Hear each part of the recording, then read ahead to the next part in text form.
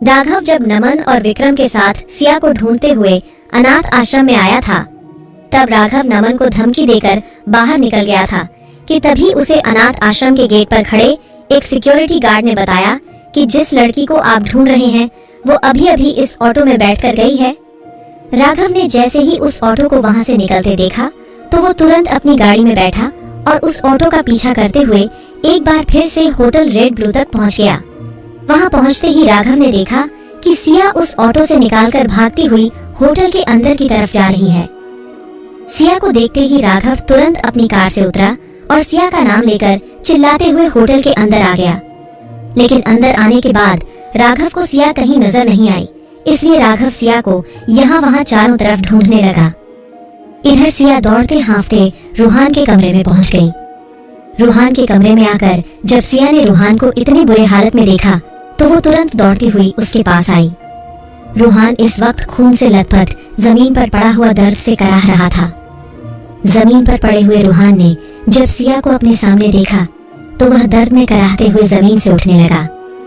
तभी सिया रूहान के पास बैठकर उसे जमीन से उठाते हुए बोली, क्या हुआ रूहान, तुम्हें इतनी चोट कैसे लगी? जमीन पर पड़े हुए रूहान ने जब सिया को अपने सामने खड़े देखा तो सिया को देखकर दर्द से चिल्लाते हुए रूहान ने कहा, सिया तुम आ गई, मुझे पता था। तुम्हें जैसे ही पता चलेगा कि राघव ने मुझे बुरी तरह से मारा है तुम दौड़ते हुए मेरे पास आ जाओगी। रूहान की बात सुनकर सिया ने चौंकते हुए रूहान से कहा, क्या तुम्हें इतनी चोट पहुंचाने वाला राघव है? लेकिन राघव ने तुम्हें इतने बुरे तरीके से क्यों मारा? तुम दोनों का झगड़ा हुआ था क्या? रूहान तुमने कुछ ऐसा किया था क्या जिससे नाराज होकर राघव ने तुम्हें मारा? सिया की बात सुनकर रूहान ने थोड़ा घबराते हुए सिया से कहा, अरे नहीं सिया, मैंने कुछ नहीं किया, मैं तो बस यहाँ अपने कमरे में लेट रहा था। तभी डोरबेल बजी और मैंने जैसे दरवाजा खोला तो सामने राघव खड़ा था। मैंने जैसे ही राघव से उसके आने का कारण पूछा तो उसने गुस्से में मुझे लात घूंसे मारने शुरू कर दिए। जब मैंने उससे मुझे मारने की वजह पूछी तो उसने मुझ पर सीधा इल्जाम लगा दिया कि मैंने तुझे किडनैप किया है। रूहान की बात सुनकर सिया ने रूहान से कहा, लेकिन तुझे बताना चाहिए था कि तूने ऐसा कुछ भी नहीं किया। मुझे तूने तो क्या किसी ने किडनैप नहीं किया? मैं तो एकदम ठीक थी और यही पास के अनाथ आश्रम में थी। सिया की बात सुनकर रूहान ने जवाब देते हुए कहा, देख सिया, मैं नहीं जानता था कि तू किसी अनाथ आश्रम में थी, और अगर मुझे पता होता तो मैं उस राघव से बता देता। और तुझे क्या लगता है मैंने उसे बताया नहीं होगा? मैं चिल्ला चिल्ला कर उसे कहता रहा कि मुझे सिया के बारे में नहीं पता, मुझे नहीं पता कि वो कहाँ गई है। लेकिन राघव ने मेरी एक नहीं सुनी और बिना किसी वजह के मुझे पीटने लगा। इतना कहकर रूहान दर्द से कराहने लगा। रूहान को दर्द से कराहते देख सिया ने रूहान को जमीन से उठाया और उसे बेड पर बिठाकर फर्स्ट एड बॉक्स ढूंढने लगी।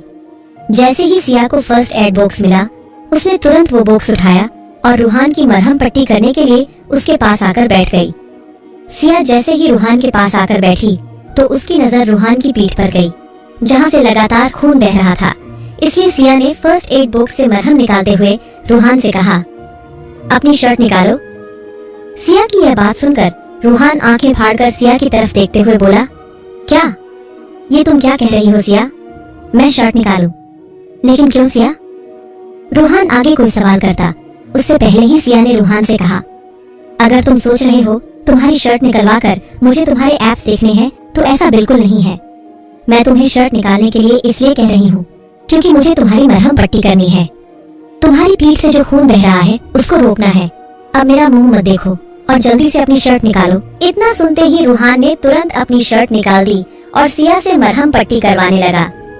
मरहम पट्टी करने के बाद सिया ने रूहान को बेड पर लेटने के लिए बोला तो रूहान लेटने की कोशिश करने लगा, लेकिन बेड पर लेटते जब उसकी पीठ में दर्द उठा तो वह अचानक बेड से उठ गया। रूहान को इतने दर्द में देखकर सिया ने रूहान को उठाया और उसकी पीठ के नीचे बड़ा सा पिलो रखते हुए उसे फिर लेटाने की कोशिश करने लगे।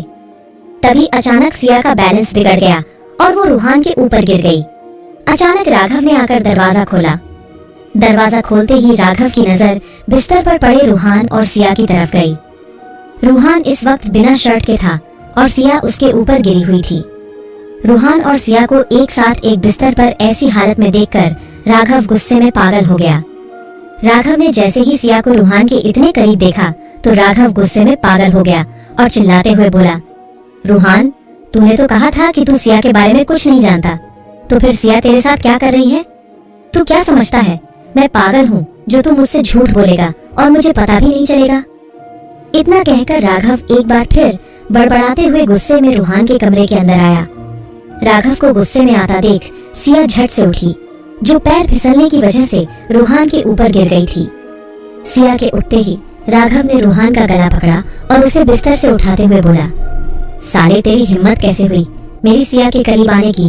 और इतना कहकर राघव रूहान का गला पकड़ते हुए उसे पीटने लगा।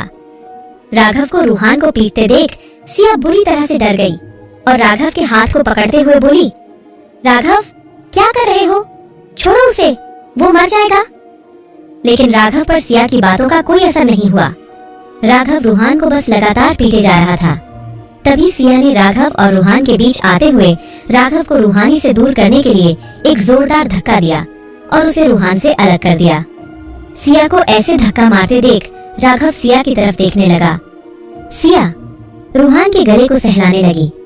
सिया को रूहान के एक बार फिर करीब जाते देख राघव अपने गुस्से पर काबू नहीं कर पाया और चिल्लाते हुए बोला, मैं कोई पागल हूँ क्या सिया, जो तुम्हें मेरा प्यार दिखाई नहीं दे रहा? तुम्हें सिर्फ उस रूहान का दर्द दिखाई दे रहा है और मेरे दिल का दर्द नहीं, जो कब से तुम्हें ढूंढने के लिए कभी जैसलमेर तो कभी मुंबई की सड़कों की खाक छान रहा है। और तुम इस रूहान की फिक्र कर रही हो जो तुम्हारा दोस्त बनने के लायक भी नहीं है।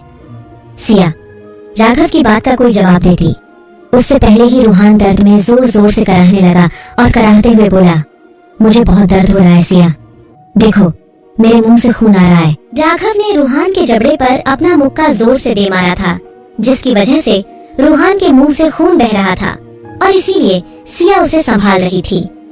लेकिन राघव को अब सिया का रूहान के पास आना बर्दाश्त नहीं हो रहा था, क्योंकि जिस रूहान की वजह से सिया उससे दूर हुई थी, सिया उसी रूहान की देखभाल में लगी हुई थी और राघव सिया को ढूंढने के लिए परेशान हो रहा था।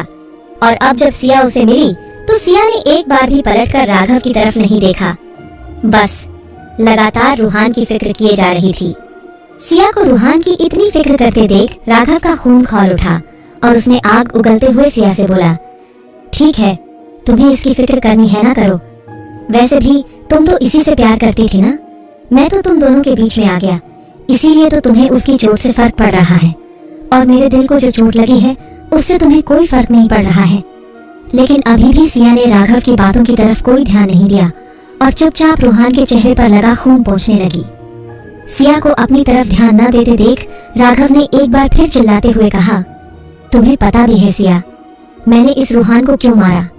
क्योंकि उसने तुम्हारे खिलाफ दादी के दिल में जहर भरा, उनके आगे ऐसी ऐसी बातें कही जो तुम सपने में भी नहीं सोच सकती। जिस दोस्त को तुम अपना हमदर्द मानती हो ना, वो दोस्त तुम्हारा सबसे बड़ा दुश्मन है, जो मुझे तुमसे अलग करने के लिए कुछ भी कर सकता है। लेकिन तुम हो कि अभी भी उसी की फिक्र किए जा रही हो। राघव पागलों की तरह सिया को सच्चाई बताए जा रहा था, लेकिन सिया राघव की कोई बात सुने बिना रूहान की मरहम पट्टी करने में लगी हुई थी। हालांकि सिया को राघव की सारी बातें सुनाई दे रही थी, लेकिन न जाने क्यों वो राघव की बातों का कोई जवाब ही नहीं देना चाहती थी। क्या सिया राघव को उससे दूर होने की वजह बता पाएगी? क्या राघव सिया की चुप्पी का गलत मतलब निकाल लेगा? क्या सिया और राघव एक बार फिर से मिल पाएंगे? क्या सिया रूहान की सच्चाई जान पाएगी? क्या होगा आगे जानने के लिए सुनते रहिए secret of devil only on pocket FM।